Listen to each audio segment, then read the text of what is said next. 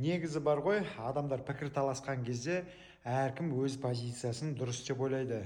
Оған да келісуге болады, өйткені өз көз қарасымен адамдікі өзінікіне келген кезде дұрыс деп ойлайды. Мысалы деймін да, мінекей сағатты қояйық, иә, сағат шыныда болсын, екі жағынан да көрінетін болсын, иә, мынау нелері, тілдері. Сол сағатты алдынан қарап тұрған адам айтады, мінекей сағат 12:30 деп айтады. 12-ден 15 кетті дейді.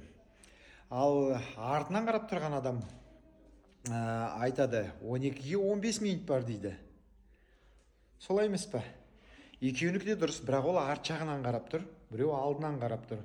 Енді ол сағатты қырынан қарайтын адамдар тілі астыға түсіп баратыр дейді, ар жақ қырынан қарап тұрған үстіге көтеріліп келе жатыр дейді. Олардікі де дұрыс. Төртеуі пікір таласып қалып, сол жерде мүмкін, енді бұл мысал ретінде айтып жатырмын да, сол пікір таласқан кезде солай болады. Бірақ оның ішінде бір ғана жауабы дұрыс. Иә, алдынан қарап тұрсаң, нақты қандай көбінесе енді шындық ащы болады, бірақ оған да қарай білу керек. Сол үшін да алдынан қарап, сол кезде 12-ден 15 кетті дегенге келіседі. Егер оны алдынан көрсете алсаң, соны дәлелдей алсаң.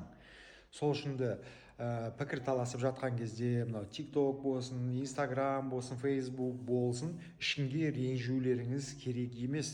Ренжіп керек емес.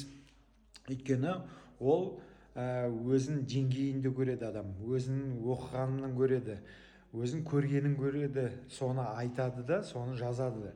Бірақ сіз егер соны дәлелдеп көрсете алсаңыз, оның ойы өзгереді.